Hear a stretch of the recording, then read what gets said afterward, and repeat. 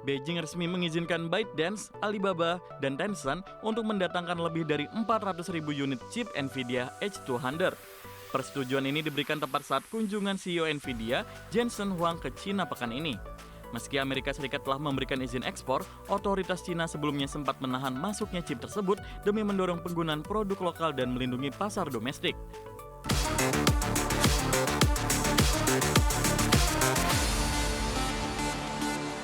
Pemirsa, pemerintah China akhirnya memberikan lampu hijau bagi 3 raksasa teknologinya, yakni ByteDance, Alibaba, dan Tencent, untuk kembali membeli chip kecerdasan buatan terbaru NVIDIA H200, di mana langkah ini diambil guna menyeimbangkan kebutuhan pengembangan AI nasional di tengah ambisi China membangun kemandirian industri semikonduktor dalam negeri. Beijing resmi mengizinkan ByteDance, Alibaba, dan Tencent untuk mendatangkan lebih dari 400.000 unit chip NVIDIA H200. Persetujuan ini diberikan tepat saat kunjungan CEO NVIDIA, Jensen Huang ke China pekan ini. Meski Amerika Serikat telah memberikan izin ekspor, otoritas China sebelumnya sempat menahan masuknya chip tersebut demi mendorong penggunaan produk lokal dan melindungi pasar domestik. Keputusan Beijing untuk melonggarkan impor didorong oleh kebutuhan mendesak akan infrastruktur pusat data guna bersaing dengan pemain global seperti OpenAI. Chip H200 diketahui memiliki performa 6 kali lebih tinggi dibandingkan seri H20 yang saat ini tersedia di pasar Cina. Kendati demikian, izin ini tidak diberikan tanpa syarat, di mana pemerintah Cina masih merumuskan aturan ketat terkait tata cara impor dan penggunaan chip asing tersebut. Di sisi lain, otoritas Cina tetap mengimbau perusahaan domestik untuk mengutamakan chip buatan dalam negeri jika memungkinkan. Salah satu skema yang disiapkan adalah mewajibkan pembelian chip NVIDIA dibundle dengan produk semikonduktor lokal dalam rasio tertentu. Langkah ini menegaskan posisi Cina yang tetap memprioritaskan kedaulatan teknologi jangka panjang meski tengah menghadapi tekanan kompetisi AI yang semakin sengit. Berbagai sumber, IDX Channel.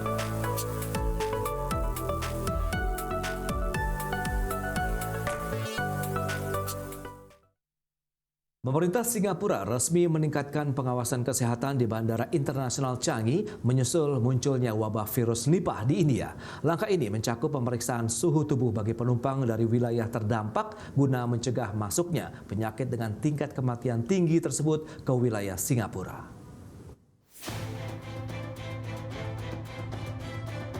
Otoritas Kesehatan Singapura mulai memperketat prosedur kedatangan internasional khususnya bagi penerbangan dari wilayah Asia Selatan. Langkah ini diambil setelah 2 kasus virus Nipah terkonfirmasi di negara bagian Bengal Barat, India.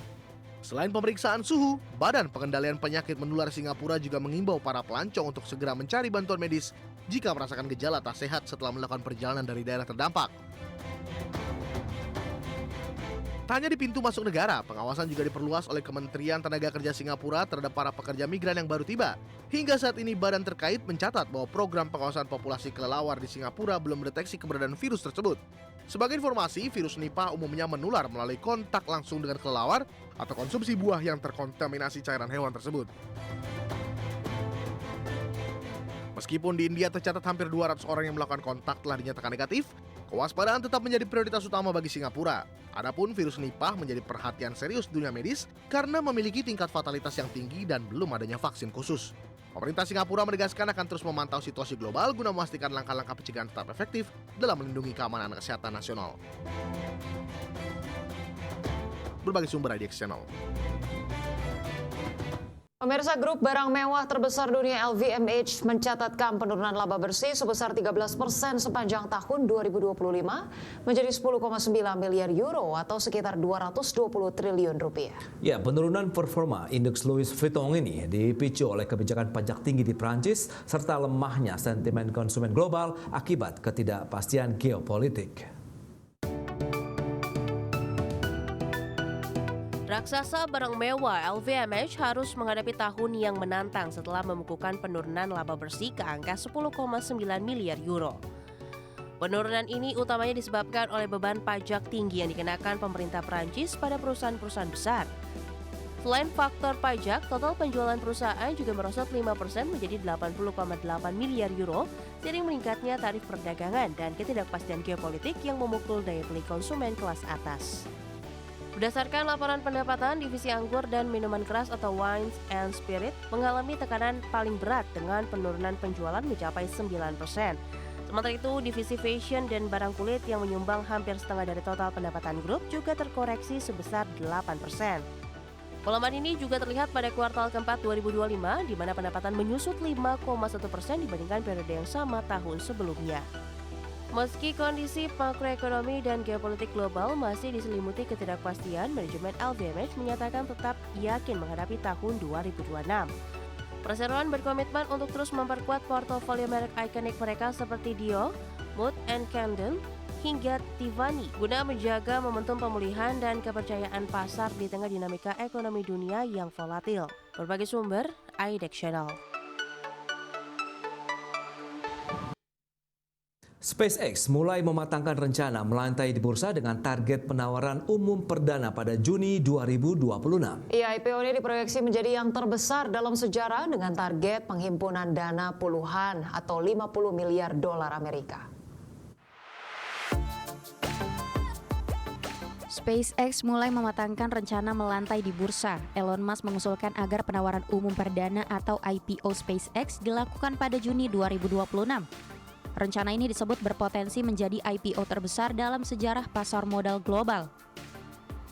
Melansir The Financial Times pada Rabu 28 Januari 2026, SpaceX dikabarkan menargetkan penghimpunan dana hingga 50 miliar dolar Amerika. Dengan valuasi perusahaan antariksa tersebut diperkirakan mencapai 1,5 triliun dolar Amerika.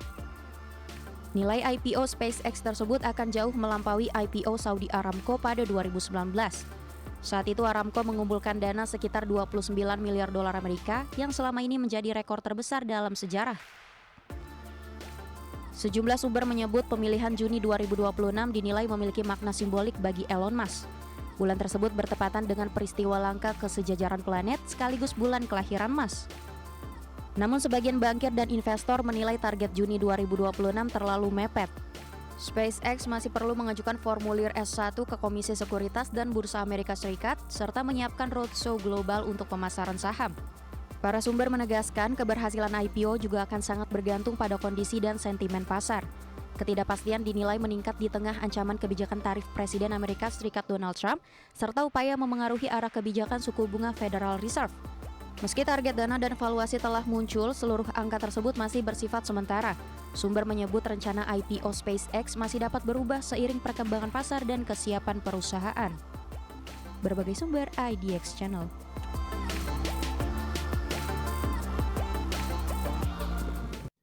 Pemirsa, penjualan mobil listrik di Eropa tercatat lebih tinggi dari penjualan mobil berbahan bakar minyak pada Desember tahun lalu. Ya, para raksasa otomotif Eropa pun merespon peningkatan tersebut dengan meluncurkan sejumlah model baru mobil listrik. Untuk pertama kalinya, penjualan mobil listrik murni melampaui penjualan mobil berbahan bakar minyak di kawasan Uni Eropa. Data Asosiasi Produsen Mobil Eropa menunjukkan pada Desember 2025, kendaraan listrik berbasis baterai mencatat pangsa pasar 22,6%, atau sedikit lebih tinggi dari pangsa pasar mobil bensin yang berada di angka 22,5%. Capaian tersebut menandai tonggak penting dalam transisi industri otomotif Eropa menuju kendaraan yang lebih ramah lingkungan. Meski demikian, mobil hybrid masih menjadi pilihan utama konsumen dengan pangsa pasar terbesar, yakni mencapai 44% dari total pembelian kendaraan baru. Di pasar Eropa yang lebih luas, yakni meliputi Uni Eropa, Inggris, dan Norwegia, penjualan mobil mencatat pertumbuhan secara tahunan selama 6 bulan berturut-turut.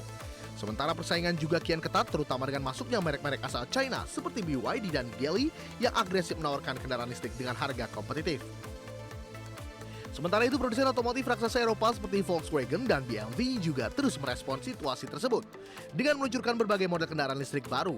Uni Eropa sendiri pada Desember lalu mengumumkan rencana untuk melonggarkan kebijakan yang sebelumnya mengarah pelarangan efektif mobil bermesin pembakaran internal pada 2035 mendatang. Berbagai sumber IDX Channel.